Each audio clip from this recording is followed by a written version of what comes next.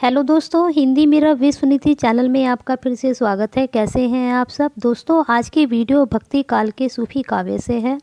दोस्तों, सूफी काव्य मत से प्रभावित प्रेम को विषय बनाकर चलने वाली निर्गुणपंथी काव्यधारा ही प्रेम मार्गी सूफी काव्य है, जिसे प्रेमाश्रयी शाखा भी कहा जाता है।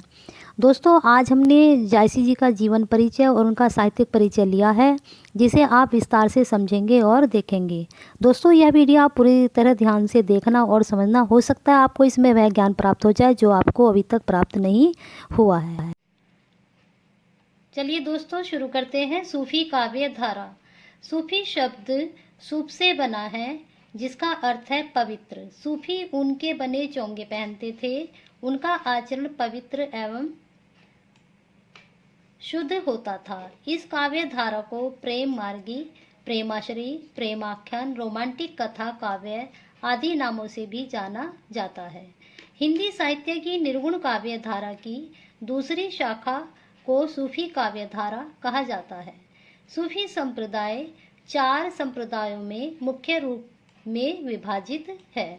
इसमें पहली है चिश्त संप्रदाय, सुहार्दी संप्रदाय, कादरी संप्रदाय, फिर है नक्शबंदी संप्रदाय। इस प्रकार से सूफी जो संप्रदाय है वह 4 संप्रदायों में विभाजित है। तो दोस्तों, इसमें हमने जाना कि सूफी जो शब्द है वह सूफ से बना है, जिसका अर्थ होता है पवित्र। सूफी ऊन के बने चोंगे पहनते थे। इनके आचरण की पवित्रता एवं शुद्धता होने के कारण इनको सूफ यानी सूफी काव्य धारा के अंतर्गत रखा गया, और इसमें प्रेम मार्गी, प्रेमाश्रयी और प्रेमाख्यानक रोमांटिक कथा काव्य भी कहा गया। चलिए अब आगे चलते हैं। अब हम देखेंगे जायसी जी का जीवन परिचय। मलिक मोहम्मद जायसी हिंदी साहित्य के भक्ति काल की निर्गुण प्रेमाश्रयी धारा के कवि हैं। वे अत्यंत उच्च कोटि के सरल और उदार सूफी महात्मा थे। जायसी मलिक वंश के थे। मलिक मोहम्मद जायसी के वंशज अशरफी खानदान के चेले थे और मलिक कहलाते थे। जायसी के जन्म के संबंध में अनेक मत हैं।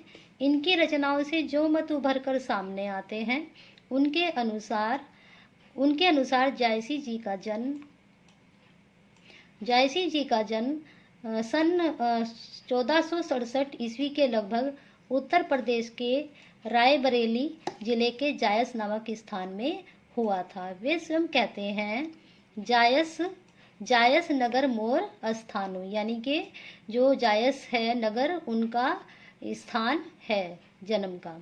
जायस के निवासी होने के कारण ही ये जायसी कहलाए। मलिक जायसी को वंश परंपरा से प्राप्ति उपाधि थी और इनका नाम केवल मोहम्मद था। तो यह मलिक और जो जायसी इन्हें नाम मिला, यह इनको मलिक तो इनको परंपरा के अनुसार मिला और जायसी जायस के रहने के हिसाब से इनको प्राप्त हुआ।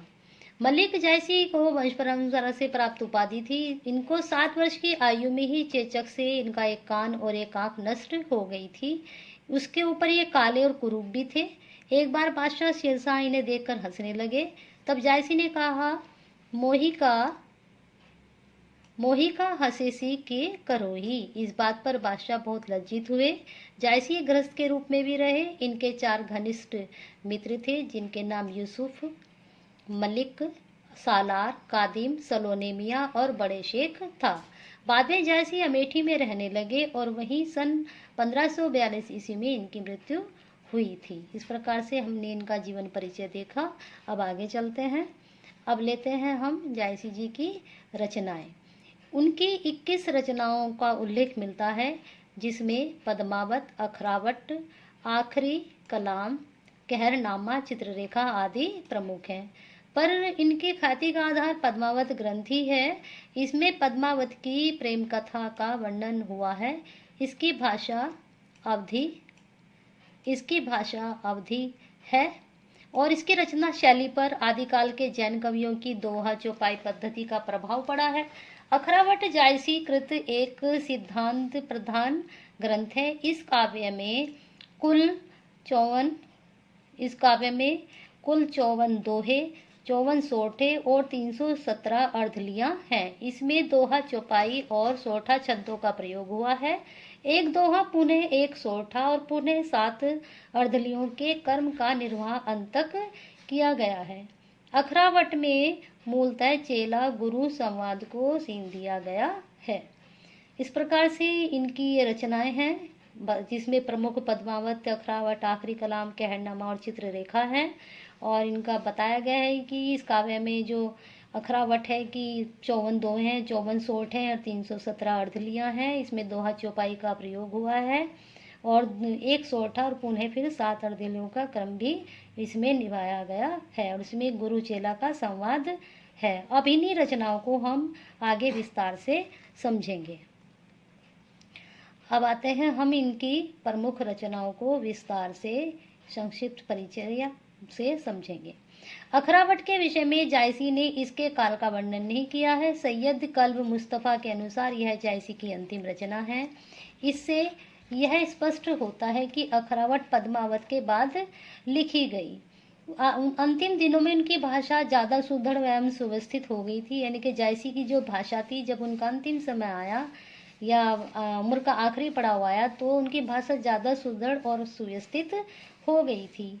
इसी में जायसी ने अपनी व्यक्तिगत भावनाओं का स्पष्टीकरण भी किया है। इससे भी यही साबित होता है कि क्योंकि कवि प्राय अपनी व्यक्तित्व की भावनाओं का स्पष्टीकरण अंतिम में ही करता है, यानी कि उम्र के आखिरी पड़ाव में ही वह अपनी भाव को स्पष्ट तौर से रख पाता है। मनेर शरीफ से प्राप्त पद्मावत के साथ अखरावट की कई हस्तलिखित प्रतियों में इनका रचना काल दिया है। अखरावट की हस्तलिखित प्रति पुष्पिका में 8 जुल्काद 911 हिजरी का उल्लेख मिलता है।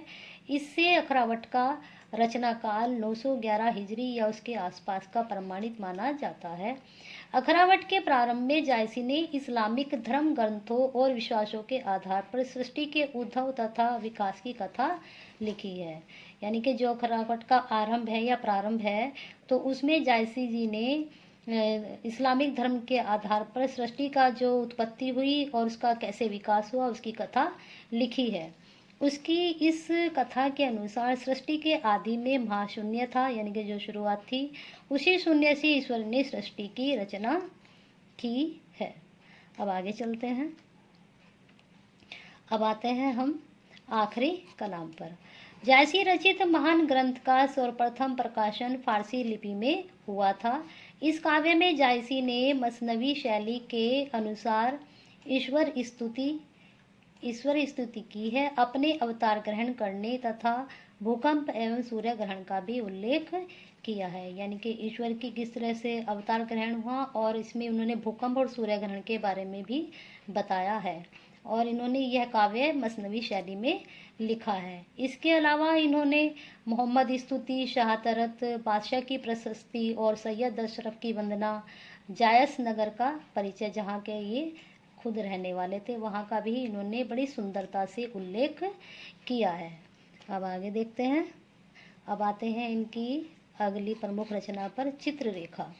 जायसी ने पद्मावत की ही भांति चित्ररेखा की शुरुआत भी संसार के सृजनकर्ता की वंदना से की है, यानी कि ईश्वर से की है। इसमें जायसी ने सृष्टि की उद्भव की कहानी कहते हुए, यानी कि जो संसार की उत्पत्ति हुई है उसकी कहानी कहते हुए करतार की प्रशंसा में बहुत कुछ लिखा है। इसके अलावा इसमें उन्होंने पैगंबर मोहम्मद साहब और उनके 4 मित्रों का वर्णन भी बड़ी सुंदरता के साथ किया है। जो मोहम्मद साहब हैं, इनके पैगंबर, तो उनके मित्र थे 4, उनका भी वर्णन इन्होंने बड़ी सुंदरता के साथ किया है। इस प्रशंसा के बाद जायसी ने इस काव्य की असल कथा का आरंभ किया। इस कथा चंद्रपुर नामक एक अत्यंत सुंदर नगर के राजा, जिसका नाम चंद्रभानु था, की कथा आरंभ की। इसमें राजा चंद्रभानु की चांद के समान अवतरित हुई पुत्री चित्ररेखा की सुंदरता, उसकी शादी का भी बयान किया गया है। जायसी प्रेम पंथ के महान साधक संत थे। प्रेम पंथ में उन्होंने प्रेम पीर की महत्ता का प्रतिपादन किया है। जायसी सहज प्रेम विरह की साधना को ही सर्वश्रेष्ठ मानते हैं। तो इसमें चित्ररेखा में हमने जाना कि उन्होंने ईश्वरी वंदना की और उन्होंने सृष्टि के बारे में बताया, और साथ ही उन्होंने चंद्रपुर के जो राजा थे उनकी पुत्री के विवाह और उसकी सुंदरता का वर्णन किया है। अब आगे देखते हैं कहरनामा। अब अगली रचना है उनकी कहरनामा। कहरनामा का रचनाकाल 947 हिजरी बताया गया है। यह काव्य ग्रंथ कहरवा या कहर गीत उत्तर प्रदेश की एक लोकगीत पर आधारित है। कवि ने कहरनामा के द्वारा संसार से डोली जाने की बात की है। जायसी ने हिंदी में कहरा लोक धुनी के आधार पर इस ग्रंथ की रचना की है। स्वयं को गांव के लोक जीवन एवं सामाजिक सौहार्द बनाने का प्रयत्न किया है। कहरनामा में कहरा का अर्थ कहर, कष्ट, दुख या कहा और गीत विशेष है। कहरनामा 30 पदों की एक प्रेम कथा है। कहरनामा में कहरों के जीवन और वैवाहिक वातावरण के माध्यम से कवि ने अपने आध्यात्मिक विचारों को भी अभिव्यक्त किया है। यानी कि जो उन्होंने आधार बनाया कहरनामा को, वैसे तो कहरों के जीवन और वैवाहिक वातावरण के माध्यम बनाया, परंतु उसमें अपने आध्यात्मिक विचारों को भी प्रस्तुत किया है। अब आगे देखते हैं पद्मावत, जो इनकी सबसे ज़्यादा प्रमुख रचना है। उनकी रचना का महान काव्य पद्मावत एक अनूठा काव्य है। इस कृति में श्रेष्ठ काव्यों के सभी गुण प्राप्त हैं। धार्मिक शीलों की बहुलता, लौकिक और ऐतिहासिक कथा, वस्तुतः सशक्त दार्शनिक चिंतन आदि इनकी अनेक विशेषताएं हैं। सचमुच पद्मावत हिंदी साहित्य का एक जगमगाता हुआ हीरा है। अवधी भाषा की इस उत्तम काव्य में मानव जीवन के चिरंतन सत्य प्रेम तत्व की उत्कृष्ट कल्पना है। संसार के उत्कृष्ट महाकाव्यों में इसकी गिनती होने योग्य है। पद्मावत में सूफी और भारतीय सिद्धांतों का समन्वय का सहारा लेकर प्रेम की पीर की उत्कृष्ट अभिव्यक्ति की गई है। कुछ विद्वान इसे निश्चित रूप में फारसी में लिखी मानते हैं। डॉक्टर ग्रेसन ने लिखा है कि मूलतः पद्मावत फारसी अक्षरों में लिखा गया और इसका कारण जायसी का धर्म था। हिंदी लिपि में उन्होंने पीछे से लोगों ने उतारा है। जायसी ने कल्पना के साथ साथ इतिहास की सहायता से अपने पद्मावत की कथा का निर्माण किया है। भारतवर्ष के सूफी कवियों ने लोक जीवन तथा साहित्य में प्रचलित निरंजनधारी कथाओं के माध्यम से अपने आध्यात्मिक संदेशों को जनता तक पहुंचाने का प्रयत्न किया है। यानी कि सूफी कवियों ने अपने जो संदेश दिए उसमें उन्होंने लोक जीवन और साहित्य को भी माध्यम बनाया और अपने संदेश लोगों तक पहुंचाए। तो दोस्तों, इस प्रकार से हमने आज जायसी जी का जीवन परिचय और सूफी काव्य क्या है उसके बारे में जाना। आप इसी तरह से अधिक जानकारी के लिए Hindi mirror with Suniti channel के साथ जुड़े रहिए। अगर आपको आज की वीडियो पसंद आई है तो इसको लाइक एंड शेयर करना ना